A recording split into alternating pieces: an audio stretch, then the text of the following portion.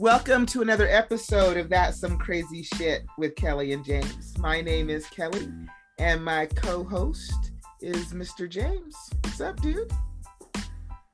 Good. Things are good here. I'm looking out the window of the corner studio here. We've had rain. It's nice.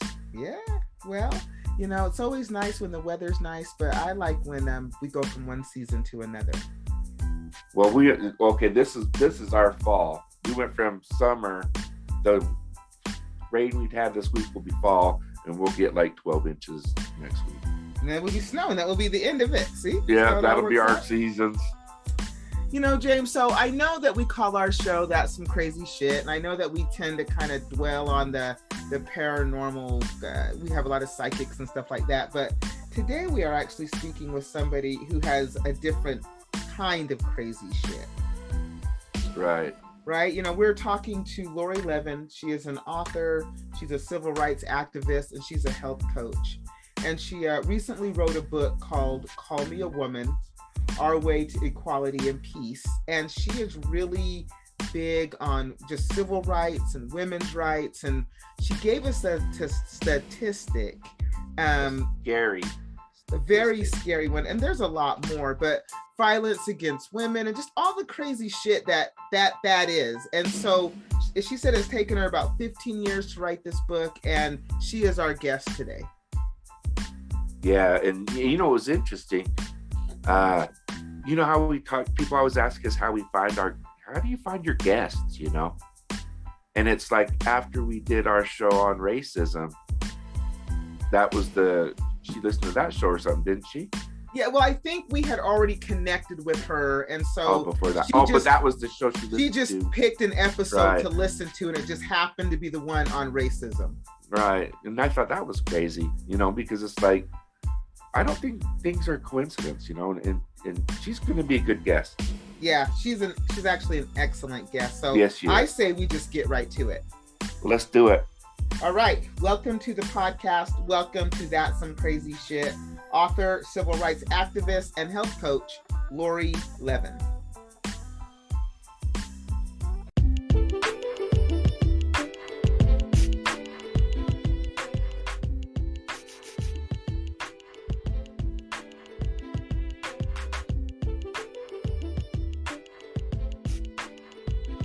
Whenever you're ready. I did. Whenever you're ready. You want me to start? Yes. You said you want me to start? I said yes. I thought you said no. Okay. Laurie, thank you so much. Welcome to the podcast. Welcome to That's Some Crazy Shit with Kelly and James. We are so excited to have you here today. Well, thank you. It's an honor to be with you both. I'm really excited. I was so looking forward to this weekend. So thanks so much. You know, you did us a great favor and you sent us your book, yes, Call Me a Woman, On Our Way to Equality and Peace.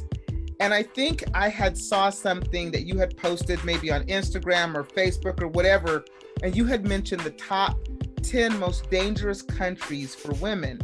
And I gotta say, I was really shocked and taken back that the United States is number 10. Yeah. You know, I hear that, and for me, it wasn't a shock. So it's interesting. I'd love to hear from you both. Can I ask you a question? I mean, Sure. Why was that shocking for you? Because I guess when I think of violence, severe violence against women, I think of the pictures and stuff that I see on TV and the news, and you don't see like those things necessarily happen here. I guess what I'm saying is when you see women who are just totally being mutilated or being stoned in the middle of the city for doing what we would consider nothing, I think of that as, that's a dangerous place for a woman to be, right? Yeah. Because you can't be who you are. But now when I think about it, yeah, it's pretty dangerous for women here. I guess I didn't have the right perspective. And just the images I see on TV and the news and stuff. Outstanding. I thank you so much for answering the question. James, same kind of response for you? Was it not a surprise for you when you saw that? Growing up, I saw a lot of domestic violence towards women. And, you know, I don't want to say it was, you know, that was the way I was brought up, but I saw a lot of it. And so I knew it existed, I guess, back then, but I didn't realize how, I mean, like, we're in the top 10 most dangerous places for women. That's a hard thing to believe, you know, when so much, I think, emphasis is put on public safety, you know. Well, and it just goes to show you how little it's discussed, right? How little it's discussed. And think about it, domestic violence. Why do we say that? Domestic, what does that do when we label it? Date rape, domestic violence. These are things that are destroying women's lives, right? And yet we've got these labels that don't even include the perpetrator. We say police violence, but we don't say male violence. Right. Yet, listen to the statistics. Every 9 seconds, a woman is beaten in America. Every 6 minutes, a woman is raped. I think that's every 1 minute, to tell you the truth, okay, because it is so underreported. Every day, 3 women are murdered by men in the United States. That's right, to do the math, that's about 100 women a month. Over 1,200 women a year. If you compare that to police violence, about 400 people are murdered, white people are murdered by police officers, about 250 black people are murdered by police officers. Yet where's the attention? That's incredible. Where's the attention? Over 1,000 women are murdered by men in this country. So we think of, oh yeah, those countries over there, wherever over there is, right? And we think they're so much more dangerous probably for women, like that we're, Afghanistan. Well, Afghanistan is number 2. We're 8 places removed from that, right? We're number 10, Afghanistan's 2, India's 1. So Afghanistan's number 2, we're number 10. The most warring countries in the world, it's the same thing. If you're the most violent country in the world against women, you're going to be one of the most warring countries typically in the world. The United States is one of the most warring countries. Michael, can you round out? Oh, go ahead. Can you round out the top 10 for us? Tell us the top 10 countries. You said India's 1, Afghanistan is 2, and that we know the United States is 10.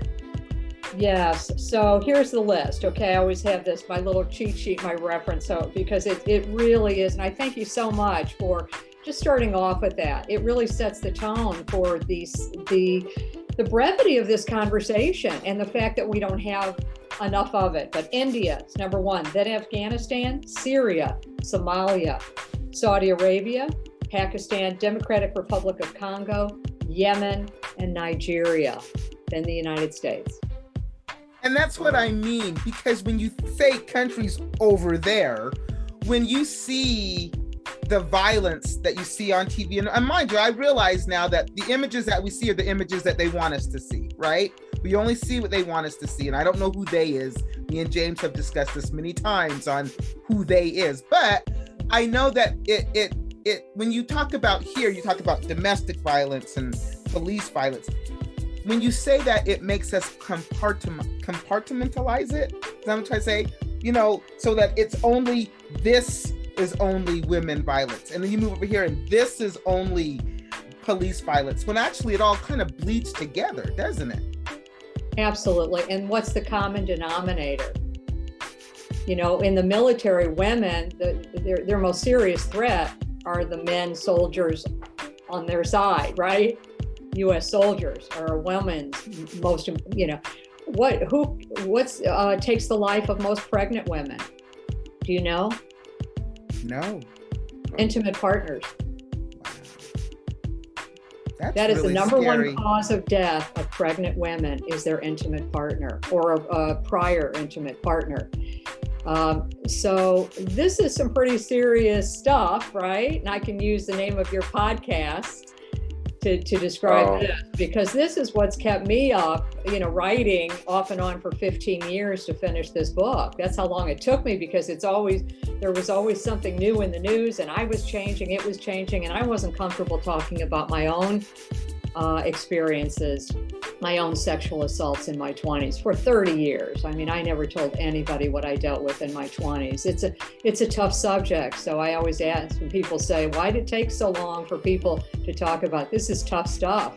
Somebody comes back from war, they don't come out and start wanting to talk about it, do they? But that's what a lot of us have lived with. And the most dangerous place for a woman is in her home. Wow. And that was certainly mine in a college campus where I was raped, and then again in my home years later. So it's something we want to talk about, more, so that we don't hide out, we don't not talk about it, because we can't find solutions, right, if we're not talking about this stuff. Well, and then if we don't talk about it, people aren't aware of the numbers that are so scary. That's right. Absolutely. Jen, and I think too, some people think, well, that will never happen to me, or, that doesn't affect me. And it actually does. In your book, Call Me a Woman, you said this book took you 15 years to write. Tell us about the book, Laurie. I've had a chance to peruse it, but tell us about the book. Yeah, and thank you again, both of you, for the opportunity to be with you today and share. This has been really a passion of mine forever. I think as a kid, I started out as more of a civil rights activist. As a young person, it was just like, again, the name of your podcast is like everything I want to say. I couldn't get over that we were judging people. We didn't judge people I have blue eyes, and that was kind of odd in my family, and we didn't judge people by my eye color. And I couldn't understand why we would judge people by their skin color. It just didn't make any sense to me as a young person. So I had this dream that I was going to march with Dr. Martin Luther King one day. Of course, I was born 1955, so I was 13 when he was assassinated. Didn't get a chance to do that. Shortly thereafter, I realized that for girls and women, discrimination was just rampant. And I grew up in somewhat of a privileged scenario in that, I'm white, obviously, but as a female going through school, I saw such discrimination and disparities. As athletes, me and my sisters, no cheerleaders came to our games. We didn't have the great, fabulous gym the guys did. The guys got so much more attention in class than we did. It was just on and on and on. I saw all these kinds of discrepancies. And then in corporate, wow, then it really started to show up. And so, given the sexual assaults I dealt with, and I just mentioned a few in the book, there's probably 12 or 15 experiences I had all in my 20s where I came very close to being a statistic, a fatal statistic. So, it went on and on. You go to a bar, you come out, and the fear that sometimes in a parking lot, and what I had to deal with walking to a car at night, men coming up, young guys, and you just felt like, oh my God, I'm going to pulled into this car, was pulled into a car in San Francisco. And I was probably 30 years old at that time. A guy jumped out of his car and just started pulling me into his car. So this stuff just continues for, maybe people don't have 5, 6, 7, 8 encounters with violence like that back to back. But if you ask your friends, your sisters, your mother, your daughters, we're not talking about it. It's happening. And some of this is on a daily basis when you walk down the street. So I heard about a story 15 years ago of a young woman who had been raped and murdered. And I just sat down in so much anger and sadness, and I wrote the poem, Call Me a Woman, and that's in the beginning of the book. And I said to myself after I wrote that, I'm going to write a book. This is going to be a book. Because not until women are called women, not until we're respected equally, and you call me a woman and not a girl and all the other names that we call women, not until that happens will I be paid equally? Will I be represented equally? Will I be safe? Will I be able to have a domain over my body, make choices about my body? Not until you respect me equally and call me a woman will I have those protections. And that's the book, yeah. The next part of the book is called On Our Way to Equality and Peace. So how are we on our way, Laurie? Yeah, it's a great one. I think about it, I laugh sometimes, and I don't know whether to cry or laugh at this stuff, but a lot of us are just crying that are my age today, because in my 20s, I was working on the Equal Rights Amendment. You know what I do today I'm 66. I'm the point person in Charleston for the Equal Rights Amendment. Still working on it. We still haven't gotten it passed 50 years later. Wow.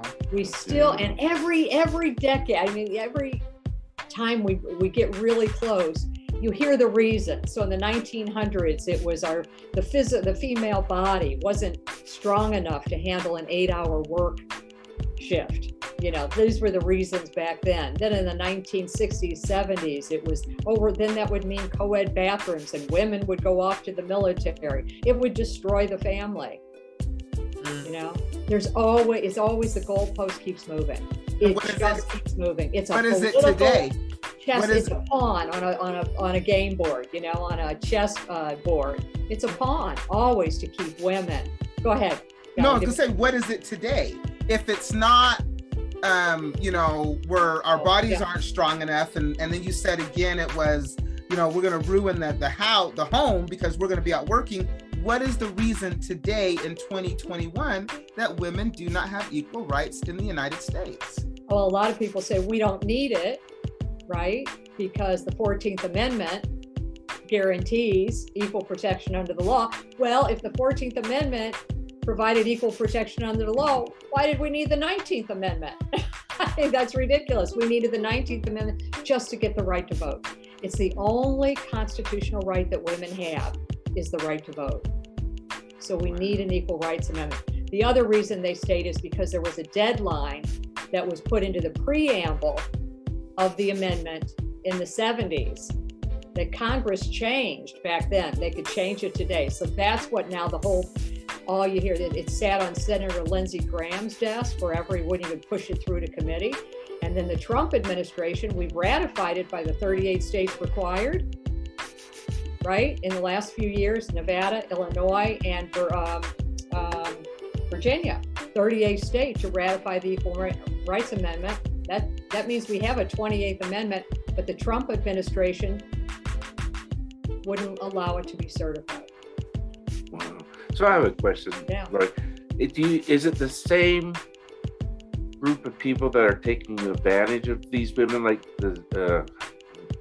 like in college, were they the privileged athletes, and now they're the privileged CEOs? Is it the same type of person that does these, or? Interesting question. Wow, is it the same type of person? You know, when you raise, it all goes back, and that's why I share the habits of inequality that we're all plugging into that create this. So this is not bashing men. Most men are not violent. Most people want and believe in equality.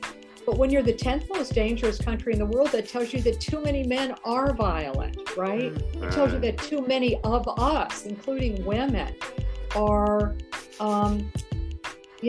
resisting change.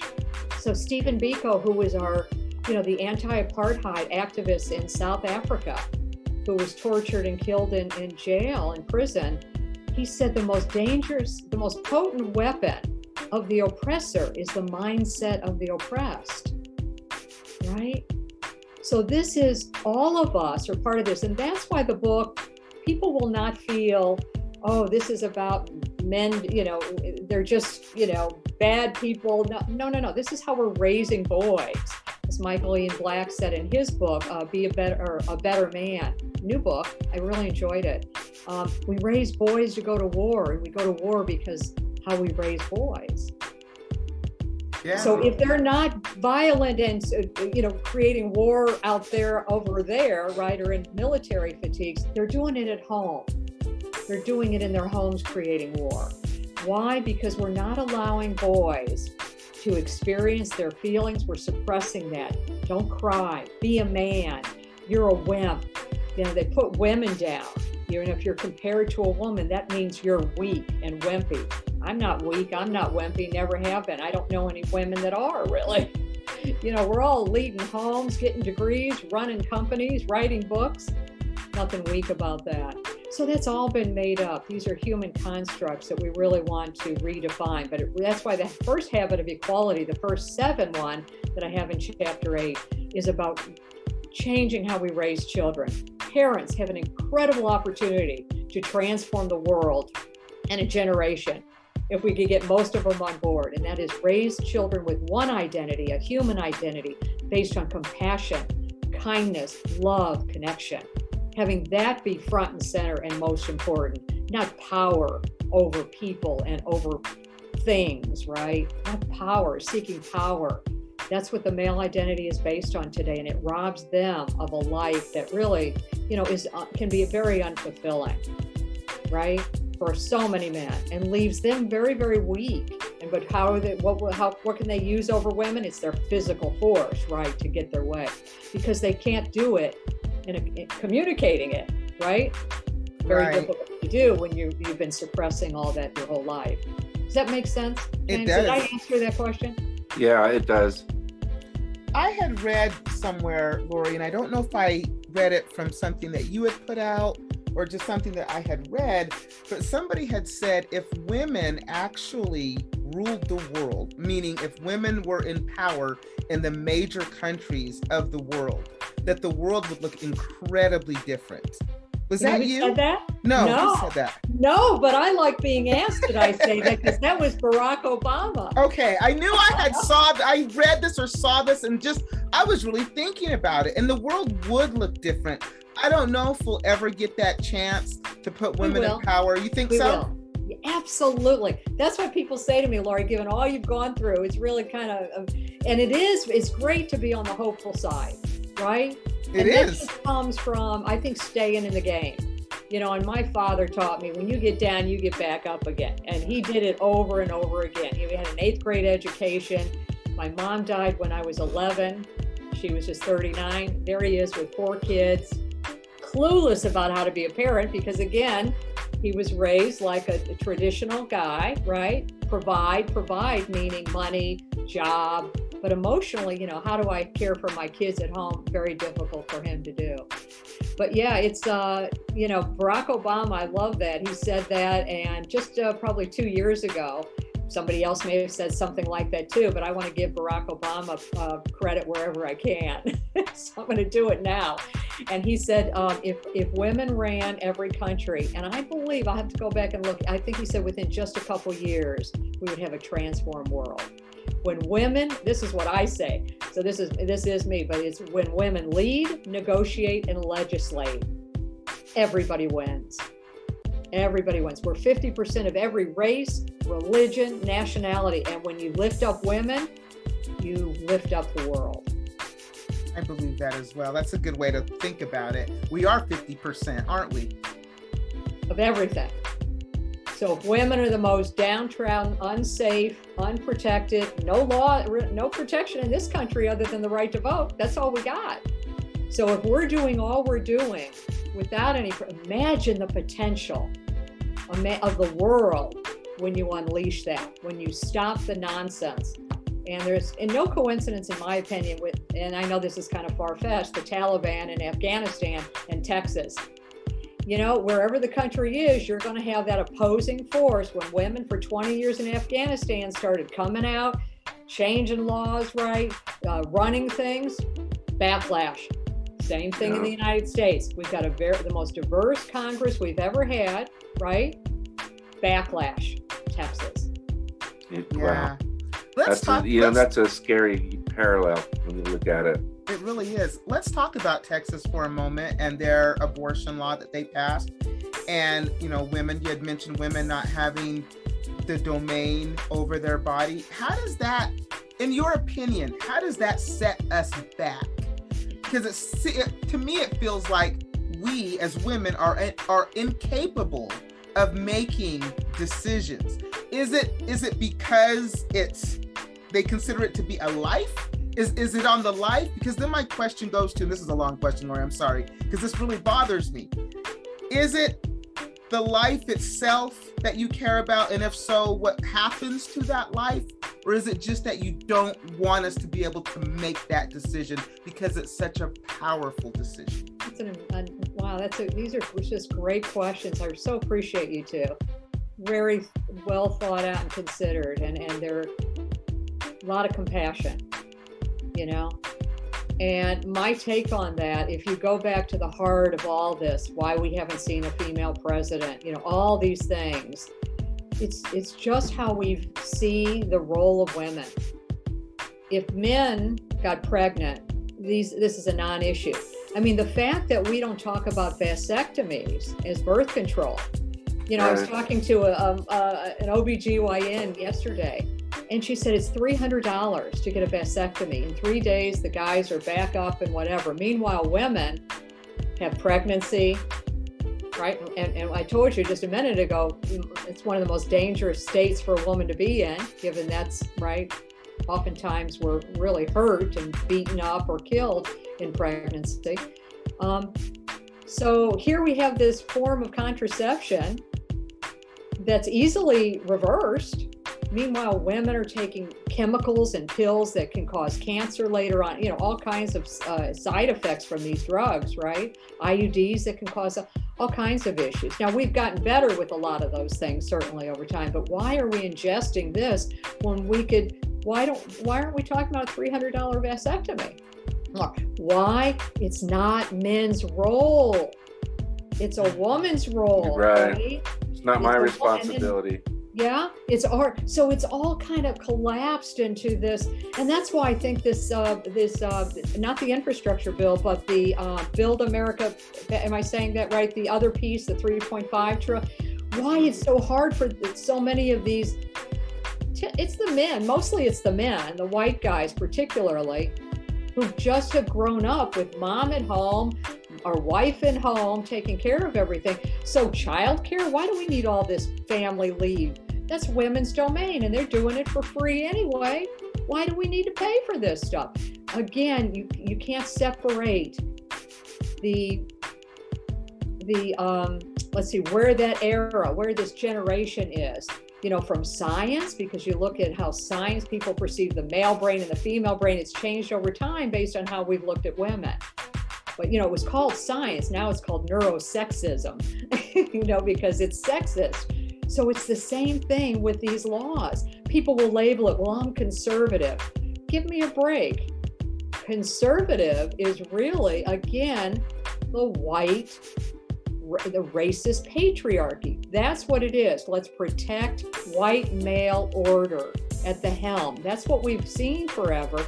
That's what's comfortable for people. So I don't want to blast everybody because we're all plugging in and complicit in some way, right? Right. We all are. And that's why I wrote the book, because I just wanted people to see with the habits of inequality, how we're all plugging in. Pink is for girls, blue is for boys. They get the boys get the toys that foster creative, social, intellectual skill sets, where girls are getting the artsy, the crafts, the dolls, the nurture. It starts from birth, right?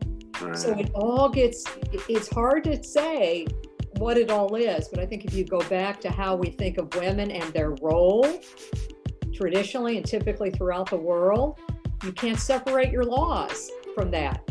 You can't separate your statistics from it. It's institutionalized. And so it's indoctrinated in each, it's within each of us. It's within our DNA. Yeah. So it's, I mean, we have to just start again right from the very bottom of society's thinking, really. You know, we have to just change our whole thinking to be able to respond to this. You know, I mean, as a male, you know, I guess I'm surprised at the numbers, but I shouldn't be, I guess. I mean, that's just scary. That so much violence is going on towards women and inequality. You know, Kelly and I did a show about racism and the inequality we see in that, you know, but as a male, I've really never thought of it from a female perspective too, you know, so this is interesting. You know, and I've said this, and it might be very controversial. I'm curious what you both think about this. I've said this kind of again because I get sometimes you know, just upset about the lack of conversation when we see the list of injustices we talk about today. Very rarely does this make the list. Yet it's the one that impacts everybody.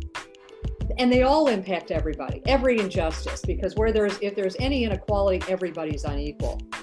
But I have said, if Black women were the only people of color enslaved, okay? Not Black men. I don't think we would have ever heard of a Dr. Martin Luther King. Because what black women were doing was what women were expected to do anyway. And they were raped, right? That's happening. That's still happening. There's no difference there. They were taking care of the children, right? That continued to happen through the 50s and 60s, right? A lot of white. I don't think we would have ever heard of Dr. Martin Luther King. In other words, if it doesn't happen to a man, it's just part of our fabric and we can't see it. We don't think of it as an injustice. We just think that's the way it is. As Donald Trump said about women in the military, about rape, well, that's collateral damage. What else do you expect? Because that's what we expect of men, is what he was saying, right? And that is some crazy shit to me. Absolutely. I'm blown away when I really start to think about it. And I don't think a lot of us do. Right? I mean, when you had mentioned, just being a woman of color, I have become I actually expect it sometimes, right? I expect to go out and have somebody say something to me or treat me a certain way simply for the color of my skin. And I've dealt with this all my life that now it becomes almost normal, right? So that when it doesn't happen, you're like, oh, that's odd, right? I was expecting A and then B happened, which is honestly a really terrible way to think. It really is, because it shouldn't be a normalized thing. Although you see all the things with Black Lives Matter and blah, blah, blah, yada, yada, yada. On a day-to-day thing, I know that people of color anywhere, and not just Black people, just people of color, almost expect some type of discrimination somewhere in their life, their daily life. Absolutely. And that's unreal to me. That's so crazy, and I never really thought about it. I tell you what, I had a friend, and she told me when she grew up, they grew up believing what the government told you and trusting the police. Where I said, well, that's very odd, because when I grew up with just the opposite. You didn't trust the police, and you sure in the hell didn't trust the government, right? Because they were constantly lying to you. And she was like, oh my God, the government never lies, Kelly. And I was like, yeah, it actually does. If you're a person of color, yes, you've been lied to many times by the United States government. And she just could not relate to that. She couldn't see where I was coming from, because she had never experienced that in her life, ever. And that's what I told her. I said, that, my friend, is what we would call today as white privilege. Absolutely. And I can only speak to white sexism. Right. I spent last summer reading as many books as I could, and I have all the titles here because I can't remember them and their authors, and I always like to recommend them, but Black feminists, I wanted to understand it more. I wanted to understand a deeper cut at it, and I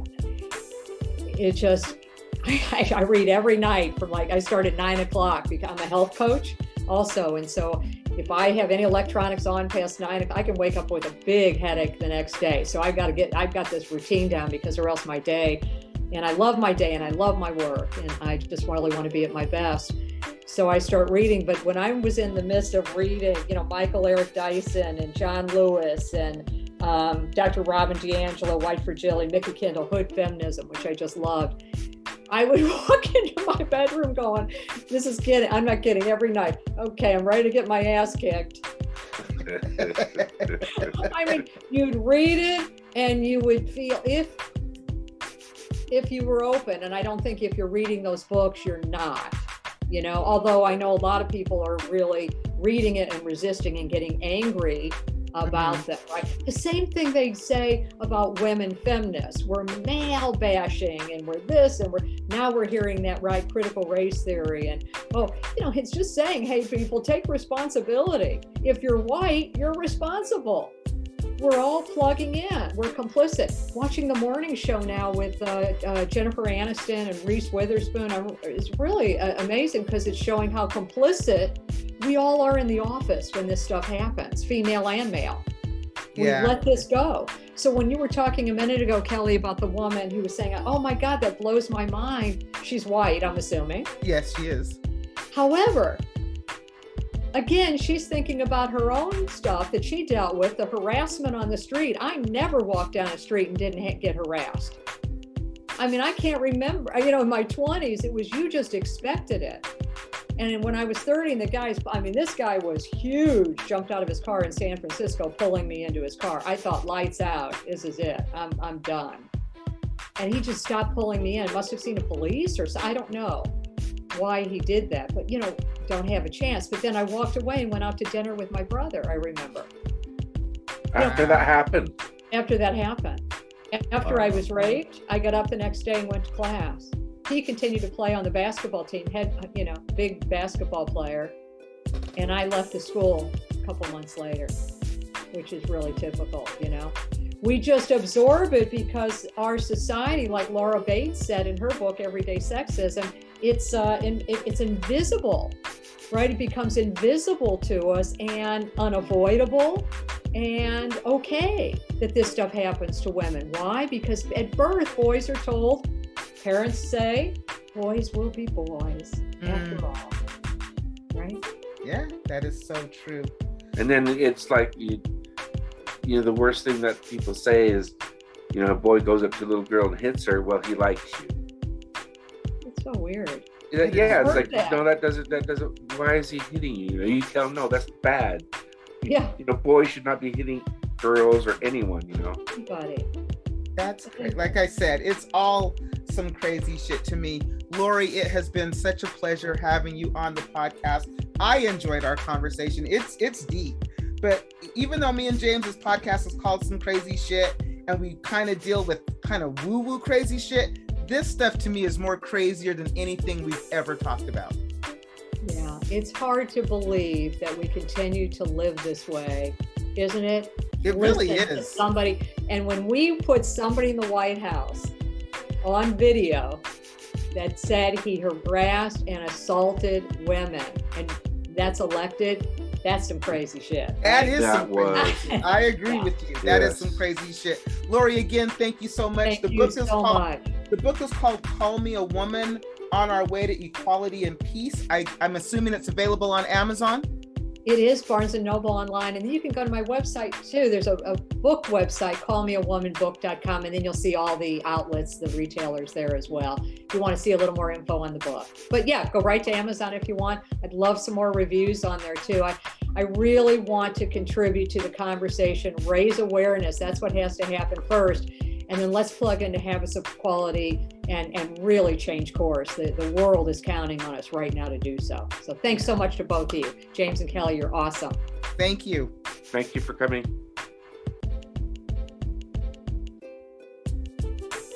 Okay, let me just stop.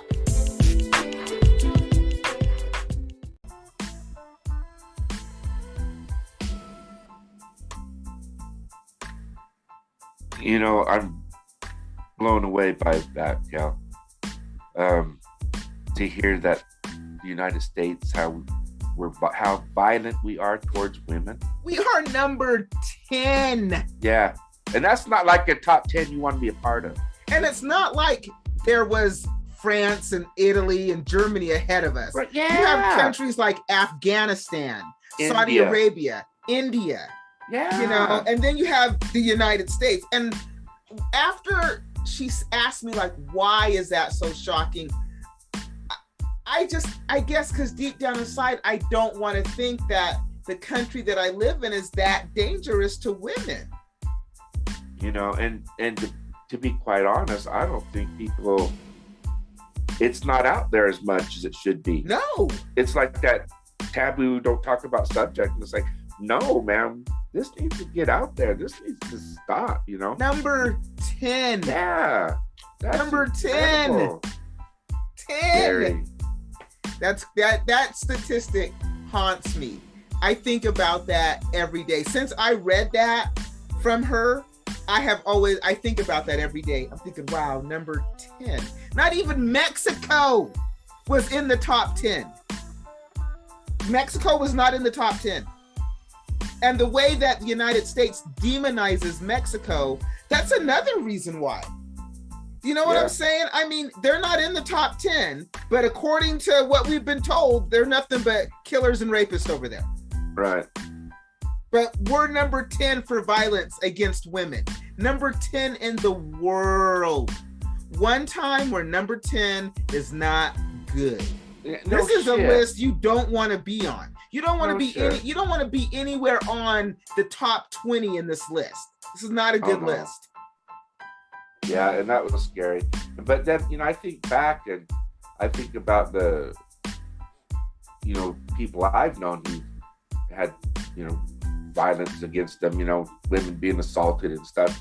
And that's, that's not good. It does. It brings it home. It's like it's close to home, There's not a woman that I know that hasn't had some type of violence or unwanted sexual harassment toward her.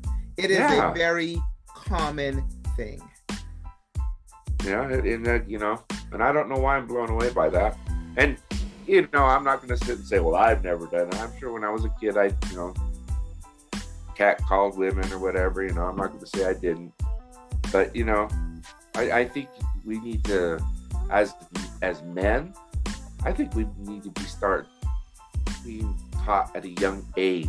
We need to respect everybody, but for some reason, women, we need to emphasize women because for some reason, men won't get the idea. Women have been objectified. I mean, people. Women are objectified. Women are always kind of seen as less than. And it's not until recently with the Me Too and all this stuff that women are, I guess, finding our voice. But I mean, like she said, the only right that we have is the right to vote. And that's crazy. When she said that, I was like, that's fucking crazy. And it's true. The only right you have, guaranteed by the Constitution, is the right to vote. Absolutely. Yes. And there's places trying to take that right away. Yes. You got one right, and we're going to take it away. We don't even want you to have that one. Yeah. So, oops, our bad. Yeah. We're just going to take it back. See what happens when you get one right? Yeah, and then you go crazy. You go all willy-nilly. Yeah, then you want all a bunch of rights and shit. Right, you actually vote because you have the right to. Just because you have the right to, we didn't expect you to. Yeah, no shit. Right? Just because we gave you the right, we didn't expect you to. And now that you're actually doing it, we got to change this shit. Oh my God. Now that, to me, the definition of crazy shit. Laurie was a perfect guest. We even kind of did some random bullshit in there. Wow. James, next week we have another stellar guest as well. We're going back to the woo-woo. I like woo-woo. I like the woo-woo too. But in the meantime, the website is gotsomecrazyshitpodcast.com. And there you can find all of our social media: Facebook, Instagram, Twitter, and YouTube. And we're still not LinkedIn appropriate. We are still not LinkedIn appropriate. Nope. But until next time. No random bullshit? I said we already did some random bullshit. No, I was just double checking. I thought we'd have just more random. All right. Well, in that case, keep your minds open, people.